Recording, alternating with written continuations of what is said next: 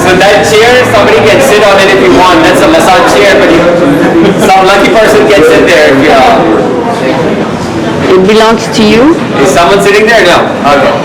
Anyway, that's a real massage chair, by the way. It's a really good one. Okay, if you guys need to pull the chairs, there's some more chairs. It's Silicon Valley. It's a very, very interesting place, and we all are here for a reason. So I appreciate you guys coming over. There's a lot of stuff happening in San Francisco and Silicon Valley, and we are one of the organizers as well. We started this group about a year and a half back, and for those who don't know me, I'm Pawan Mehra, and this is my office. I run an ad agency here that I started about 12 years back.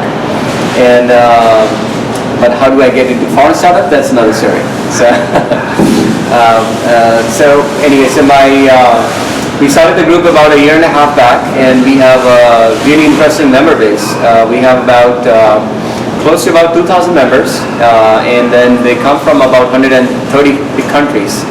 So literally do the math. It's really interesting group of people. I love to see people coming from African and smaller countries in Caribbean and Latin America. So, but good to have you guys here. What else?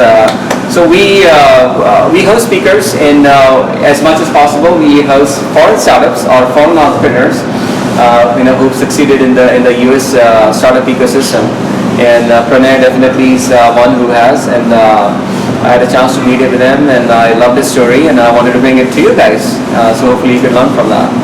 And so that's one part, and the second part is we have a pitch event. So after we're going to have about anywhere from frankly 30 to 60 minutes, depends on how engaged you guys are. So, yeah, how interesting it is.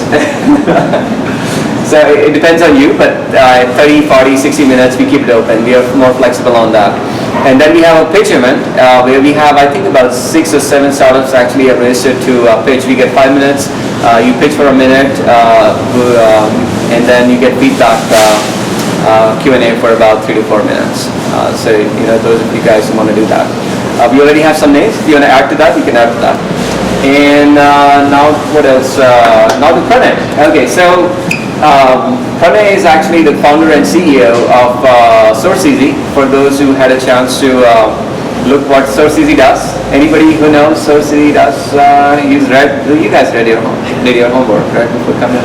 It's good to know who the speaker is, okay, and what they do. But he started sourceeasy about last year, 2 years back, yeah. And very interesting operations based in India, China, Vietnam, and very interesting focus on the apparel side.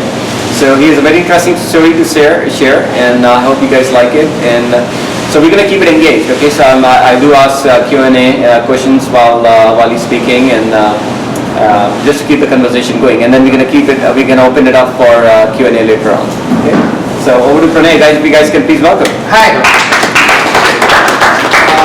If you guys can hear me, please tell me if you can't. And if I speak too fast, please slow me down, because I have that problem. Like that. Yeah. My name is Pranay. I run sourceeasy. I was born and brought up in India, and I moved to the US full-time last year. But I've been traveling to the US for about 12 years now.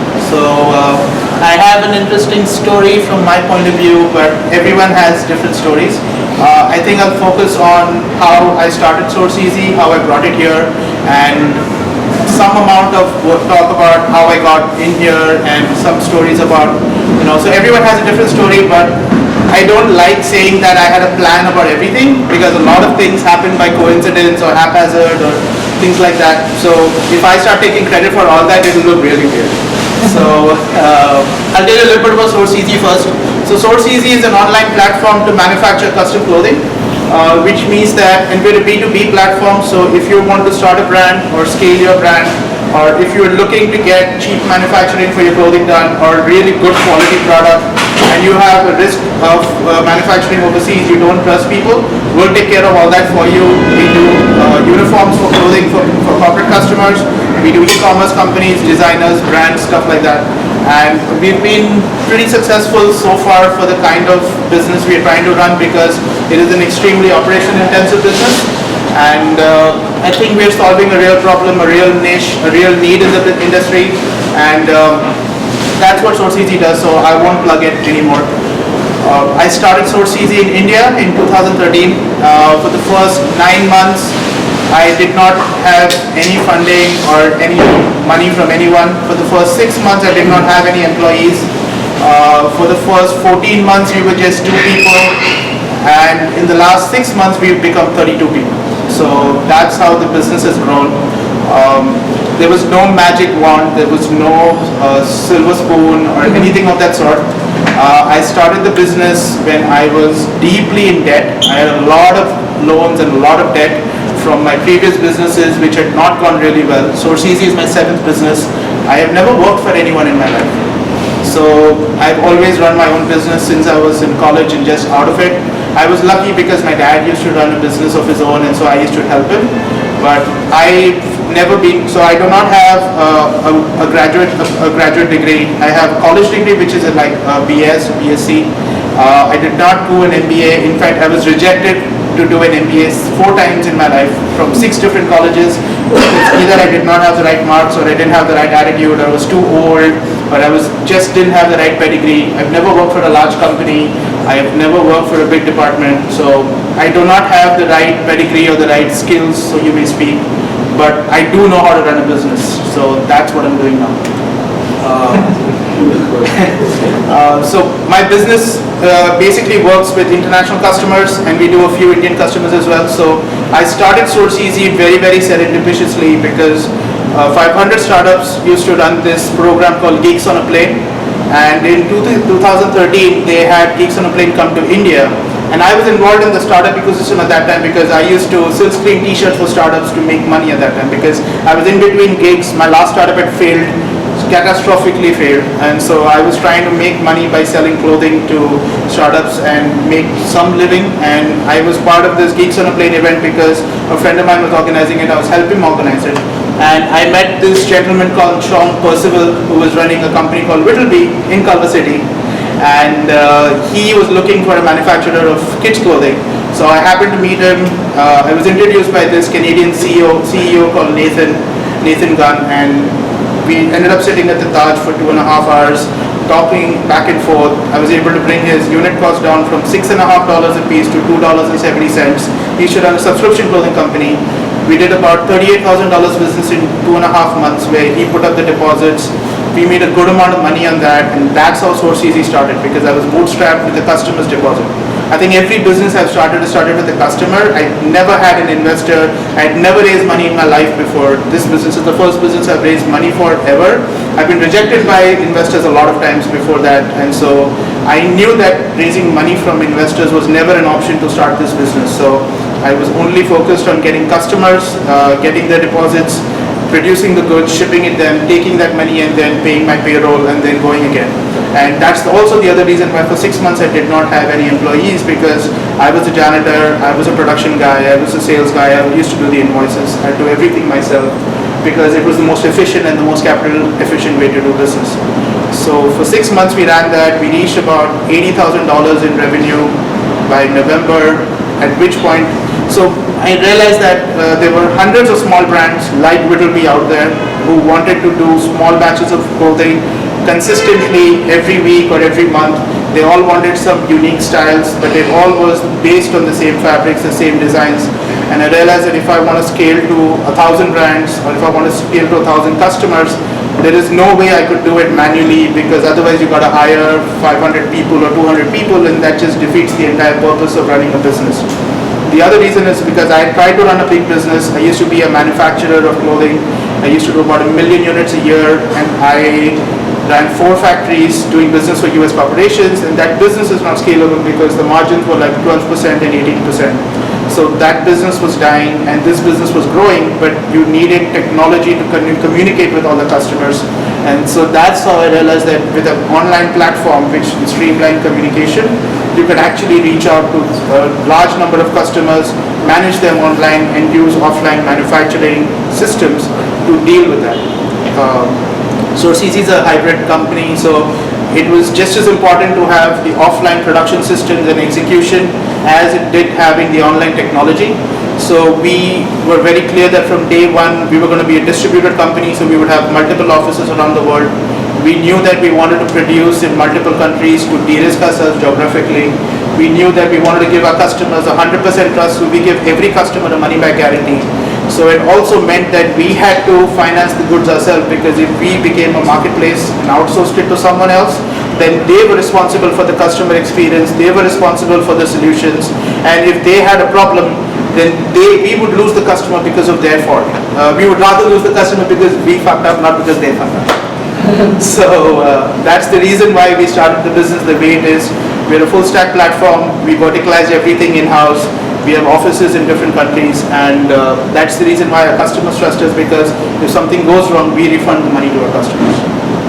So, I mean, I know I've been rambling a lot about what we do and how we do it, but That's about the 500 startups. How did that came about, and you got the 3 rounds of funding? yeah, so that's interesting. So Sean was my first customer, and he became a really good friend of mine because we were able to interact back and forth. I was here in May 2013 because Sean wanted me to become head of production for Whittleby in India. And so interesting story, I land here the day, he paid for my trip and he got me over here, and we've started, I had a full 6-month plan for how Whittleby was going to scale out and how much business we were going to do and how much money we were going to save.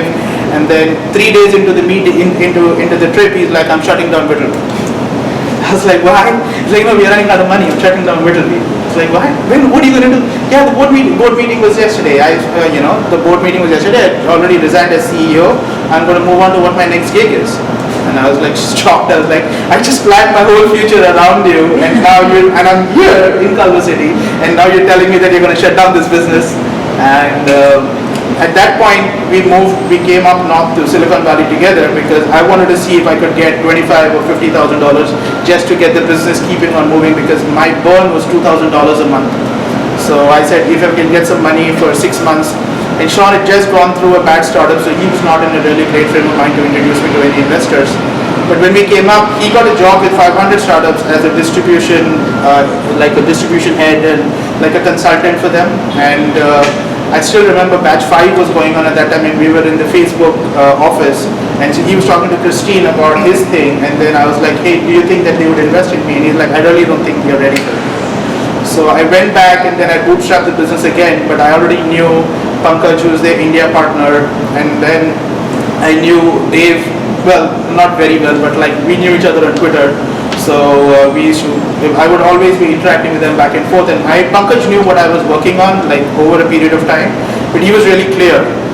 You need to get a team, you need to get a co-founder, you need to show that the platform works, you need to show that your business is scalable, you need to make sure that your product is right, you need to make sure that you've got some revenue under your belt, and you got to give me a credible plan of what you're going to do if you get to the US. And I was like, but you're my friend. I was like, who asked these questions from a person who knows? He's like, you know what, trust is just the bedrock. I'm not going to do you any favors because we don't do favors to anyone. I was like, damn it, it's just one company in 30, you can do it. And so it didn't happen that way, but so we went through the entire process. I found a co-founder. In fact, I went through 3 co-founders before I got my soulmate.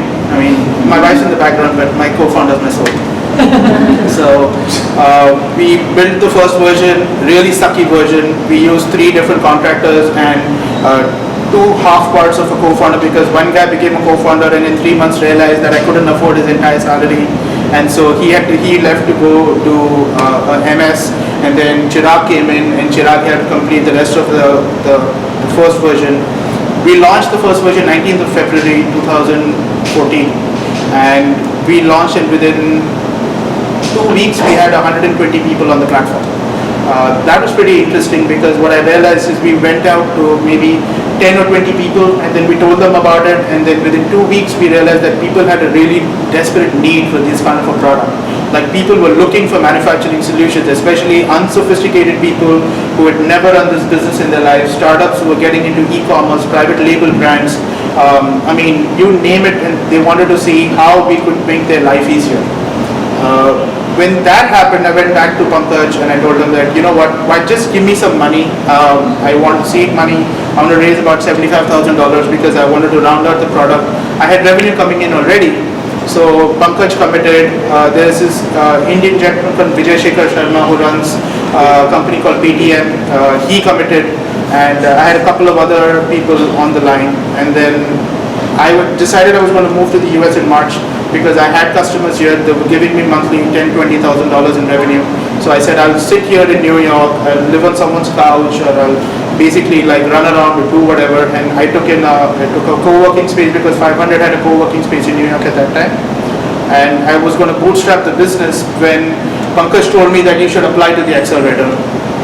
I don't like videos, I don't like PPTs, I've never built a PPT in my life before that. And so I said, I don't know what to put in the video. He's like, kuch bhi dal de. Then that's Hindi for do anything you want. So we put in that application, we got an interview call from 500. Because I was here, I still remember I landed in the US on 9th of March, and I got the interview call on the 10th. And I landed at my wife's place, and then I get the interview call. I was like, you know what, I should go to the Valley to do this interview in person. I don't want to do a Skype interview because I'm much more charming in real life than I am on the phone. On the phone, I just come across as this really creepy Indian who's got a bad accent who's trying to convince you to buy stuff. Because I'm always in sales mode. So it's like, okay, fine. So then I borrowed money from her, and I took a flight over to the Bay Area. I convinced a friend of mine, to join the startup. And this is another funny story. I joined a lady to become my head of marketing in the US because I told her I was getting into 500 startups. And I had Chirag, who had just joined like maybe 2 months before that, because I knew him from a long time before, but it was just at that point when he agreed to start coming on board for sourceeasy. I land over there, we do the interview, we try and hack a deck together, we did everything. And then the day after that, that lady calls me up and she says, I can't work for a startup anymore, I'm sorry, I'm quitting. I was like, oh, okay. But I met Sean, and as luck would have it, Sean was then running batch 9 because Sean had now become a venture partner at 500, and my batch, which I interviewed for, was the first batch he was going to run. So it was really interesting because he knew everything about my startup. He'd been an advisor to my startup. Pankaj knew everything about my startup. He knew who I'd been for 2-3 years.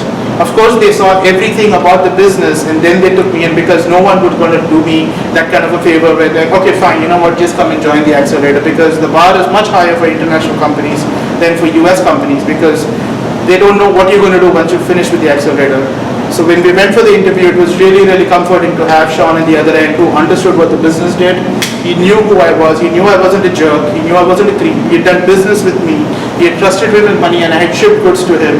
So he knew that I was going to repay everything that I was doing for them. So we got into 500 after that. And then things really got a little stable because I still remember the day I got the wire for 500, I had $38 in my corporate bank account.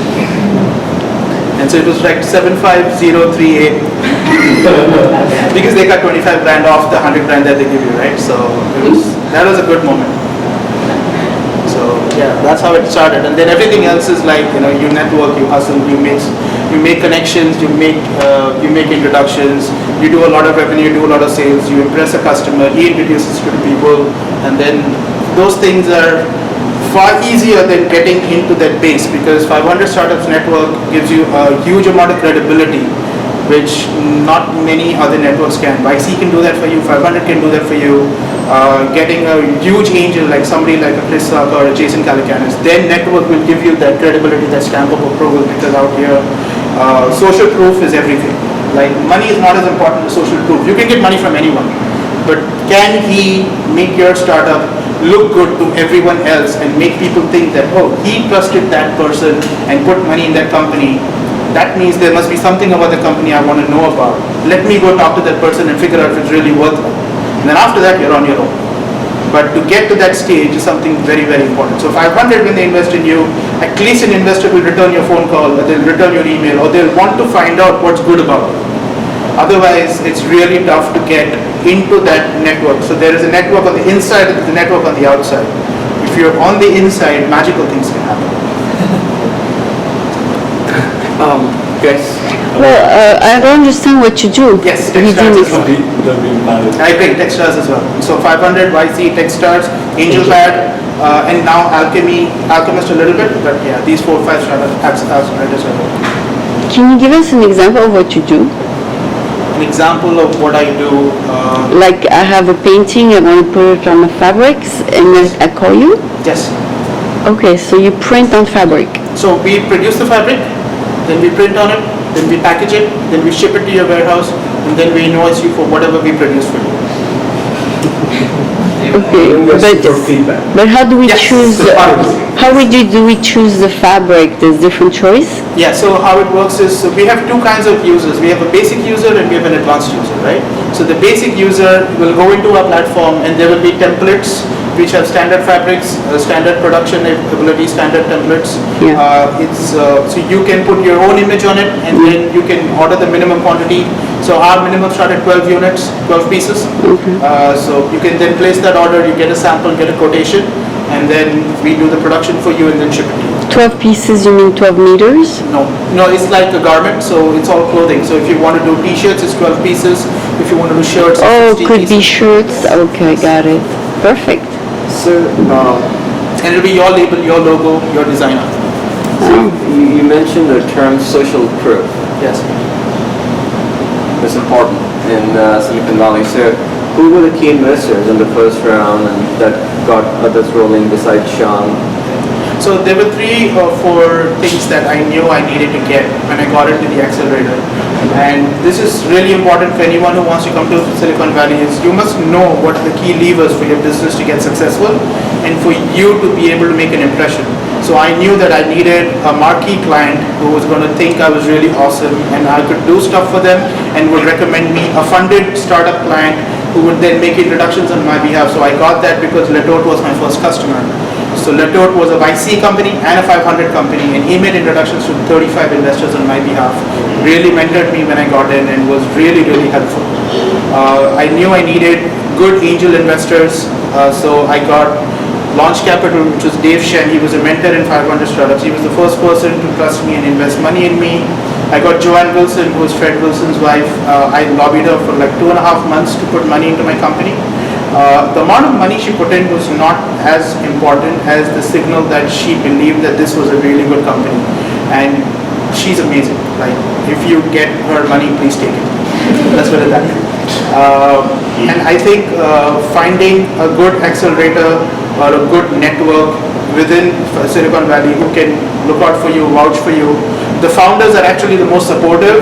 The mentors are okay, like if you find good mentors, great, but I was a manufacturing business, so we really didn't have enough mentors who understood our business, who understood what it means to produce a physical product with a digital click. Like, that's the future of every business now, where you're going to have technology interfacing with real world businesses, where you will, like Uber, you push a button and a car appears in front of you, but somebody's driving that car, right? So that guy is following the digital click. Now that's going to extend to B2B, that's going to extend to every single aspect and every single facet of your life, because that's how pervasive technologies become. And what happened in the last 60 or the last 100 years is nothing compared to what will happen in the next 5 or 10 years. But people who get that late will end up buying your public stock rather than investing in you in your first stage. So that's the kind of people you need who understand what your business is doing, who understand what your technology is about, and who understand what digital interfacing with real processes mean, which means that you've got to do a lot of legwork in the real world to make sure that when somebody clicks a button and uploads a photograph and adds it to a product, you are ready to produce it and ship it to them the way they imagine it on the digital medium. And so we didn't find a lot of mentors who understood that. We found a lot of customers and a lot of founders who understood that. But for us, rather more than the mentor network, it was the founder network who made introductions on our behalf, helped us get a lot of investors, helped get a lot of customers. And so that network was invaluable for us. Yeah, I would tell you that if you can find 4 to 5 investors, seed stage investors, who believe in networks and who have a lot of startups around you, the wider your network is, the better your chances of raising more money are, because you are the sum of your networks in the valley. You are nobody on your own. If you don't know people, then you have absolutely zero leverage in businesses. Okay, let's say I'm in the US. I'm going to send you my order in your website. How are you going to ship it? We deliver it. We have our own US registration, so we produce and ship it to you by courier or by air freight, and then You have a manufacturing plant here? we are manufacturing in the US, in India, Vietnam, China, 4 countries. So we can produce it anywhere and ship it to you, whatever is the best price and the best availability of the product. That's where it will come to you. Oh, that's awesome. So completely unrelated to what I do, but my husband, his startup just finished YC this spring, and they've just finished their seed round, and they have gotten recommendations from their advisors at YC and their investors on hiring, on people to hire for different roles that they're trying to fill, but they've had such a hard time trying to find people for their roles. So I don't know if you have advice on hiring after you complete the I agree completely. accelerator. I mean, hiring is one of the biggest pain points for any startup. I was just talking about it. We have our engineering department in India. I'm co-founder is based in India, and we hire only industry and sales, marketing, and technical design people here. It's taken me a year to build out my senior team of the top 6 people, and we just closed the last hire who joined in on Monday. I was basically juggling 6 roles until then, and then it kept going down as I got more people on board. There's no magic trick in it. It's just a slow battle of attrition until you get the right people. The problem is, because it's so painful and because you have all this money and you know that you want to deploy it somewhere, your first instinct is to take the person who looks the best and who feels the best. And most often or not, then that's a mistake, right? Because the one thing that people who are not being funded, and this is not a slur in any way, shape or form, is that there is a sliding scale to money, right? So there is a certain amount of money that solves your problems, and then you reach a stage where money no longer solves your problems. That it's only about your ability to convince people, your ability to sell, and your ability for people to believe in your vision that actually solves your problem, because now you can afford a salary, you can afford to give them equity, you can afford to give them perks, but what you can't afford to give them is that involvement and that ability to invest in your business, which only comes from exceptional people, and finding those people is everything. So I don't have any answers, easy answers for you. I found a lot of people on LinkedIn and then through their networks, but once you get the first 2-3 hires, then their networks help you get more people.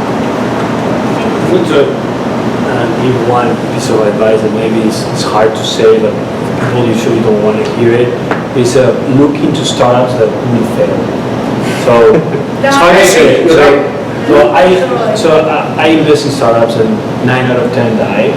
So I know they're going to die. It's like it's part of a gambling part of the investment. So, but I don't invest in them just because of the business, because I know mathematically they're going to die, but because of the person behind the business. So I follow them. Even if they die, well, where are you going to build this? You're not going to build anything else? Great, because I have 5 other startups that want you. So one trick, no one likes to see it, is say, especially investors, because it's really bad to say, I'm waiting for my startups to die, but you should, for sure, if you're in Silicon Valley, check on that startups that you think or you believe that are not going to raise funds, that are running a runway, like they're going to run out of a cliff, have very good people, you met them, even if they're the CEO or founder. It's going to be hard to let them let go of their dream, but the most humble and the best people will take that step. 4 people out of the 6 top management in our team are ex-founders who failed at the company. In fact, we acquired one company and now their top management is part of our team. The CEO is my VP of sales and she's one of my closest friends. So, failed startups are a great place for you to find great talent. As long as you can respect the people, it's great. So quick question. So how were you able to get, means I know you had a manufacturing unit in India, right? So how were you able to get a manufacturing unit in China, Vietnam? I shut down my manufacturing unit in India in 2012. I didn't have any manufacturing units when I started sourceeasy. They're all contracted. So those are all contractors? Everything's contracted. I don't own any factories. Okay. But how were you able to build that in like China, Vietnam, which is... I ran an international business for 16 years, so I have relationships. Okay. Take a flight, just visit every Chinese factory in Fuji. Yeah, Alibaba is great actually. Problem is knowing which factory to trust. Yes. I mean, where do you see yourself in 10 years? As I understand it, you have an interface. Hopefully alive.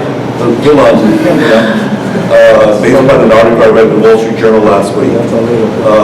Basically, it's an interface to people tell you what to sell. You have the contractors. But now last week, I read that there's a computer now is able to sell in the United States because they want to keep within the internal borders. So where do you see yourself 10 years in terms of technology? Basically, the machines now that can sell and do it on their own without even needing interaction. I think that's amazing. That's part of our roadmap. I am not committed to overseas manufacturing. I am not an Indian company, production company. I am not a Chinese production company. What I am is, or what our company is the best way to produce clothing for our customers. And very soon it will also be the best way for us to distribute clothing on behalf of our customers. So there are two aspects to this. One is the advance of technology, 3D printed fabrics, chemical bonded fabrics, ability to do laser cutting with CAD technologies, robotic arm manufacturing. A lot of these things in the next 5 to 7 years, that's what I said, what happened in the last 100 years is nothing compared to what's going to happen in the next 5 to 7 years. I believe that as we start scaling this business, one of the things I believe is that the US is going to become a powerhouse in manufacturing again in the next 15 years. And a lot of it is not going to be about manpower, it's also going to be about automation. And we want to embrace it wholeheartedly because I believe that what's good for the customer is good for us. It's not commercially viable at the day to day in terms of the cost input and the cost output in between what you have to put in to get what you produce, because a $2 garment cannot be produced by a $200,000 robot. But a $20,000 robot could produce a $5 garment. And that is, we are still 5 to 7 years away from commercial testing and commercial availability. We would love to be at that forefront in that point, but it's too long to tell. Like, I don't know what's going to happen in the next 6 months. So I would like to be at that forefront in the next 5 to 10 years, but it's something that is still to be seen. I mean, I would like to take it 3 months at a time and make sure that I'm in a position to capitalize on this. Do you think you start turning to the marketplace? Never. No? I would never like to outsource my customer experience to anyone else. It also is not defensible with margins.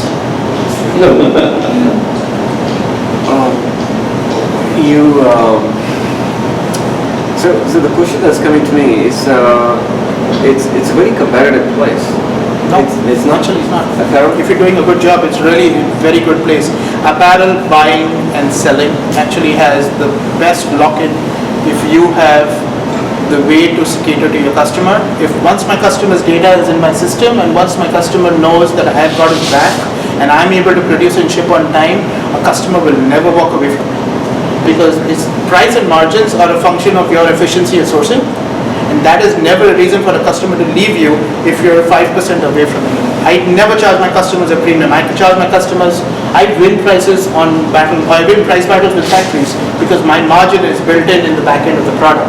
And because I break down the supply chain in every country, the reason we have in-country managers is we have direct relationships with fabric mills, direct relationships with subcontractors. So we compete on price with factories and still make great margins. So the customer is never inconvenienced by us having to put our inefficiencies in there. You lose a customer because either you're inefficient or because you're incompetent or because you do not have the network to serve them. And if you have those three things, your customer never wants to leave you. Why would a customer change you if you are doing everything they want? Price? But that's what I told you, right? If I'm efficient and I'm able to execute my business properly, I should be able to find goods at the price that he's buying from. He's buying from somewhere. Why would he buy from me? Oh, okay. So there are some differentiating factors that you guys have been able to position yourselves in the market against. So, okay, tell me about the 500 startups. I always find it interesting, so once you graduate, what happens once you're out of the batch line, and how you connect it to the network, So there's 2-3 ways. We have our own Facebook groups and we have our Google groups and we have connections. But I think more than everything else, it's also about the effort you put in to keep up with people. You're not going to be able to keep up with everyone. I have relationships with batch 8, batch 9, batch 10, batch 11, batch 12, batch 13. Part of the reason is because sourceeasy did all the batch hoodies for all the 500 startup batches. And so for 2 batches before and 3 batches after, we did custom hoodies for every single person in all the batches at $22 each. We didn't make any money, but it was a brilliant networking tool. So every single founder would think sourceeasy for hoodies. And so I ended up making friends with a number of people across the batch. And so that's how it started. In fact, in India as well, the way I built my entire relationship was through t-shirt diplomacy, which is I would go to a startup and they would want to buy 10 t-shirts or 20 t-shirts, but I would make it a point that I would go deliver the t-shirts myself. I end up talking to the founder or the CEO because they're like 10 people or 20 people, and you end up becoming friends with almost half of the companies you meet with. So that was a way I networked with them. Because if you do something, a person out here in the valley, you are never going to meet people for coffee. You're never going to meet people for lunch. You're never going to be able to shoot the breeze, because if the guy shooting the breeze, his business is fucked.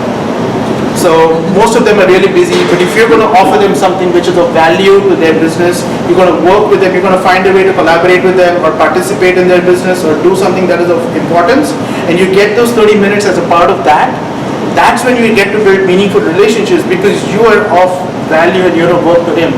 So by giving off what you are good at, he is gaining from it, that's when he or she will actually want to build a relationship with you. No one is going to just sit down and spend half an hour of their time with you without understanding anything that's going on. I mean, I would do it if an investor connected me to somebody and say, hey, you have to talk to this guy and help him. Yes, I would do it because I love my investors. If a customer said, you've got to talk to this customer, I would do it immediately because that is going to be immediate business for me. But then I would not talk to the person who's referred to me by an investor before the customer. Because the customer is adding value to my business, whereas the person the investor has referred is adding value to his business, not to my business. That's the difference. That's one of the primary rules, you know that, of networking, right? What's the hardest thing that you see coming up in your business to scale? The hardest thing. The one thing that you think you need to go through to be able to scale further? I think consistency in supply chain, that's the biggest problem. Once we solve that problem, sales and marketing is not a problem. Maybe because I'm a salesperson, but for most people, sales and marketing is a problem. I don't see it as my problem. I think it's consistency in supply chain and being able to execute what you want at the time you want it, that's our problem. Otherwise, everyone would be doing this, right? It may be a funny question, but I'm just thinking, can a t-shirt be printed by a 3D printer? Yes, a t-shirt itself can be produced by a 3D printer.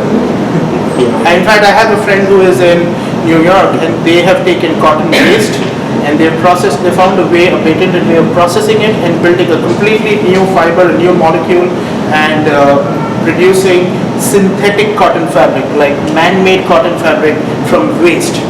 And they have got a patent for it, they've been funded by Target, and if they get into commercial production next year, we're going to be one of their customers. So there's a lot of things coming up which most people are not able to see, which is counterintuitive, and they will change the landscape of this business forever. As long as you're there and you know what's going on, you can get it. And your website is in how many languages? Just English? Just English right now. Okay.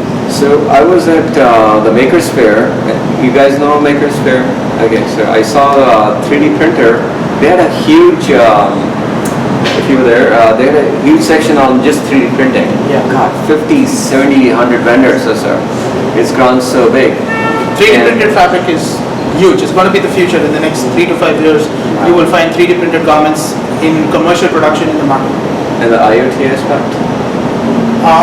And the IoT part I don't know, but I mean, it's very minuscule percentage of the population who would be part of it. I may be wrong. I'm always wrong. Never in doubt, but always wrong. So you would take an IoT-based system for your clothing, but you're not going to wear it all the time. You have to wear new clothes every day, right? For me, that's a more compelling reason, because you're going to buy performance clothing which is 3D printed simply because it's probably antimicrobial, it's probably healthier, it's probably not being produced anywhere, it's probably cleaner to make, and I have a feeling 3D printing, when it reaches commercial scale, is probably going to be cheaper than polyester fabric now. So That's amazing. So I had a pancake made out of 3D printer Oh my God. in the Maker Fair. So practically anything you can think of is going to go to, I mean, it's such a cool thing, you know, the guy selling his stuff for like $500, and it's a cool thing. My kids, I took my kids and they got excited, you know, eating pancakes from a 3D printer. Any, Was Made in Space there? Were they represented? what's that? Made in Space, were they there? Yeah, Yeah. yeah. 3D printing things, Yeah, space station? Yes, yeah. Very cool. Where did they do that, your kids? At the Exploratorium? No, the Maker Fair. Maker Fair, I Yeah. see, yes. Sorry, you had a question? Yeah, well, again, directing him, you're actually currently operating about in 4 or 5 countries, right? Yes. And how many employees do you have in the world? 32. So, between the accounting, tax, and labor laws and all that, I mean, are you handling in-house or outsourcing any of that? So All we that have a multi-jurisdictional CPA. issues? So we have a CPA in New York for the US, we have a CA in India for the Indian portion, and we have a lawyer in Hong Kong because we have a subsidiary in Hong Kong that manages all the issues. The brilliant part is if I'm not making a profit, I don't have to worry about tax. As long as I'm non-profitable, I'm fine. The day I become profitable, I'll have different issues, but then hopefully I'll have enough money to be a consultant. So you break even now? You don't? So we are cash flow positive in terms of our margins, but we are reinvesting so much money into infrastructure that we are not profitable on an EBITDA basis currently. Oh, okay. And we won't be for the next 2-3 years. If we are profitable on an EBITDA basis, it means we're not growing fast enough. You gotta go. What kind of infrastructure?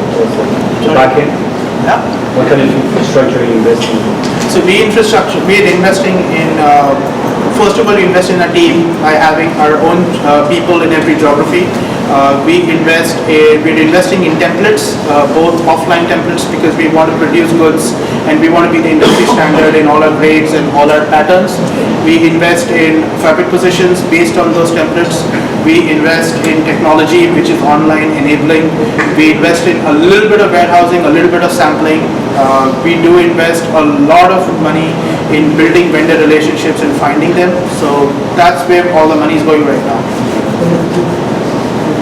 Do you also have an app version of this, or is it just a website? No app on the front end. We have an app for our vendors because our vendors are mostly people who are on their mobile and they don't have computer literacy that much. But for the front end, for the customers, I'm pretty sure they can. We have only a desktop version. We do not think that you want to order. If you're a B2B, if you're a business that's trying to build your products, you will use a desktop. You would not use a mobile app because we're not a consumer-facing company. Also, is the target also just business and maybe like colleges? I'm guessing that will also be. Yeah, a lot of that is our. So we have two verticals that we focus on. People who buy apparel to sell under their name and make profit on it, and people who buy clothing as an adjunct to their business, which is functional clothing. So quick service restaurants, logistics companies, industrial uniforms, colleges, team sports, hotels, hospitals, functional clothing, all that's our customers. And we do those we would build custom dashboards, custom ordering applications for those particular verticals and niches, and they would buy it on the spot for us. So all the customers you are acquiring, right? So they are already using somebody else, either a local vendor or somebody, right? No, we are creating new customers too because there are people who wanted to start a clothing brand but thought that the barriers to entry were too high, and now realizing that okay, so I could start and test a product, test it. Like if you want to go and build your patterns and you want to create your designs and build your line and you want to get to sampling, the average cost in New York of starting a line like that is like $10,000 to $15,000. With us, you can do it for $2,000. So, and then that money comes back to you when you do production with us. So all of a sudden, the barriers to starting a clothing business are like almost zero. And that's what excites us the most is because if we can create 200 entrepreneurs and even if 10 of them can scale, we're being paid to be their VCs, right? Because we're going to be their production people and we're doing all the back-end supply chain for them. So, I mean, the example of Uber is amazing, right? Because the taxi cab market was 500 million. Uber does almost close to $800 million only in San Francisco. So it's creating a new market, and so that's what we're really excited about. But in the first place, you will be making money from an existing company, right? Because when you We're pretty democratic. We do not want only existing companies. We don't ask companies for their tax ID. We just ask for their money. So we don't know. My question is how you win these customers? Because these customers are already using somebody else. You want to pitch them that they'll reduce your cost, or how do you win this? Most of the time they find us. We have a 600 customer waiting list right now because we can't get to all of them enough. So it's mostly organic inbound. Do you do much work in Australia? Sorry? Do you do much work in Australia? Not yet, but we're hoping to. So many people, they have these aspirations to go to Asia, it's too much risk. Yes. And then they go, yeah, I'm going to produce this clothing line, but it all falls over because they don't have the relationships. And that's obviously where the whole risk-free things. I know. We're set up for sales in the US and India right now. We've had a bunch of inbound from Australia and from Europe. It's just not enough we can do. We have to focus on some things before we go off to the other geographies. But yeah, it's on our radar for sure. There's so many people they go to Indo and stuff, and it all falls over. And the problem in Australia is they want to do small quantities, and that is the entire nature of that market. So you're right, absolutely. How do you see the e-commerce sites, the new e-commerce clothes sites, like for kids, they're all coming out, like one for old people, one for kids, one for women, one for this. How you play on that side? As long as they don't raise money and they're doing business on their own cash flows, I think they will all survive. The more money they raise, the tougher it is for them to scale. You can work in a niche, but then if you can't expand that niche, then you're completely finished, right? Because now your investor wants you to be bigger than you really want to be. There's a happy medium to every single business. It reaches that happy medium. Pushing it beyond that is artificial. It will either die or it will find another way to do what it has to do. I think that you can have millions of small and medium brands, and you will find more of those coming up every day because the distribution is now all online. Traditional distribution is going to die in 20 years. And this is the way everyone will make money. People sitting at home want to start a brand. They can get online, they can put up their own designs, and they can match them to our dress patterns. And all of a sudden, they're selling to all their friends and family, and they're making 100 grand a year. They don't need to get out of their house because everything's happening automatically. Have you ever received any complaints? The quality is not good? Yeah, we refund the money immediately. So that's a loss on your head. Yeah. Our average liability, because of our margins and because of the ability to do small quantities, our average liability is never more than between $2,000 and $5,000 of an order. And if we start refunding that many business, we'd rather shut down. We pride ourselves on our execution capability. Our return rates are less than 2%. Good guys. Just final thoughts, Pranay, on for these guys in terms of like entrepreneurship, startups, funding. So people want to give you money when you don't need it, right? People want to give money to people who don't need them. People want to give money to companies they think are going to be big whether they put money in or not. So I think the one thing anybody who wants to raise money should think that I'm going to do this whether I get my money or not. And you should have that plan in your head. And you should be ready to do it for the next 15 years. You could do it in 5 if you had the money, but you should be ready to do it in the next 15 years so that when you meet an investor, the last thing you should think is this guy's going to die if I don't put in money. Because that means that even if he does put in money, you're going to die anyways. So that mindset that most startups have is if this happens, this will happen, is the biggest problem for investors to say no. So if you go to an investor and he says, my check size is 25,000 and you're like, I want to raise $2 million, and he's like, fine, why did you come back when you've raised 400,000 and then I'll give you my 25? That's not an investor you want because that investor is hedging his bets on you. Where you would rather go to an investor is like, I know you're going to do this, you're going to be successful, here's my money and please continue on your road. Because that's what you want in your mindset. So that's all my only suggestion. Do not look at your investors as the reason for your business to be successful. It's got to always be the other way around. What would you suggest for all these foreign entrepreneurs who trying to set a base here or trying to set things here? In what manner? How do you mean? I mean, I have some traction in India. Now the next thing is I have to look at this market. So I'm first time here now. What would you suggest? Why would you think you're starting at zero? That's the problem, right? If you think you're starting at zero, It's zero year in US, right? It's zero no, year in US. you're not. You're starting from 10 grand, no? If that confidence doesn't show, then you're automatically, you think you're zero, your customer thinks you're minus zero. Obviously, for customers, We're a very successful startup in India. We do this many businesses. These are the companies, these are top players in India. You would be lucky to work with us. Now who's going to do traction? You're going to show that optimism. Yeah. You have to look bigger than you are now. What is your biggest obstacle like with all this funding procedure? Means you said you have so many overheads, your cash flow is good, but you guys are still not profitable or something, But we choose not to be profitable. No? We choose not to be profitable because we invest everything back into the business. We're building infrastructure for the next 3 to 5 years, and that infrastructure cannot be built with current cash flows, which is the reason why we raise money. If we didn't want to raise money, none of my investors' money goes into funding my production. That comes from the customer. We are a negative cash flow cycle. But we are negative cash flow, we are not profitable simply because all the money we are taking is building infrastructure for the next 3 to 5 years. If we are not scaling that business out, then we will not be ready to capture the business for the next 10 years. You can run your business 2 ways. You can either incrementally build your business every year with your cash flows, or you could build business large and then automatically do the big jump and be ready for the spike. We choose the second way. Most people do the first way. I've done both. So you have the mission for your vision for the next, like the plan implemented. I've got to spend the money somewhere, man. You take it. Okay, good guys, well, thank you. Thanks a lot, guys. Thanks for,